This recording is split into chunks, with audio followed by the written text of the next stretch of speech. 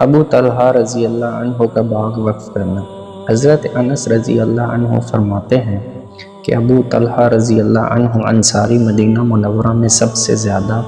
اور سب سے بڑے باغ والے تھے۔ ان کا ایک باغ تھا جس کا نام برحہ تھا، وہ ان کو بہت ہی زیادہ محبوب تھا، مسجد نبوی کے قریب تھا، پانی بھی اس میں نہایت شیریں اور افراد سے تھا۔ حضور صلی اللہ علیہ وسلم بھی اکثر اس باغ میں تشریف لے جاتے اور اس کا پانی نوش فرماتے۔ جب قرآن شریف کی آیت نازل ہوئی جس کا ترجمہ ہے تم نیکی کے کامل درجہ کو نہیں پہنچ سکتے جب تک ایسی چیزوں سے خرچ نہ کرو گے جو تم کو پسند ہیں، نازل ہوئی تو ابو طلحہ رضی اللہ عنہ حضور صلی اللہ علیہ وسلم کی خدمت میں حاضر ہوئے اور عرض کیا کہ مجھے اپنے باغ برحہ سب سے زیادہ محبوب ہے، اور اللہ تعالیٰ کا ارشاد ہے کہ محبوب مال اللہ کے راستے میں خرچ کرو، اس لیے وہ اللہ کے راستے میں دیتا ہوں، آپ جیسا مناسب سمجھیں اس کے موافق اس کو خرچ فرما دیں۔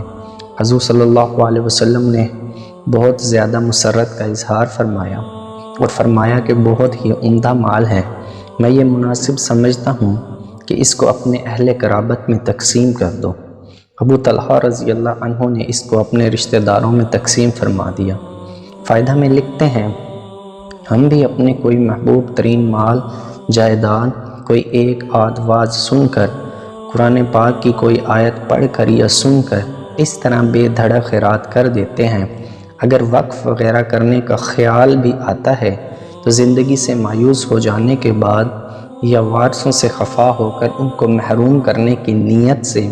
اور برس کے برس اس سوچ میں لگا دیتے ہیں کہ کوئی صورت ایسی پیدا ہو جائے کہ میری زندگی میں تو میرے ہی کام آئے، بعد میں جو ہوتا ہے وہ ہوتا رہے۔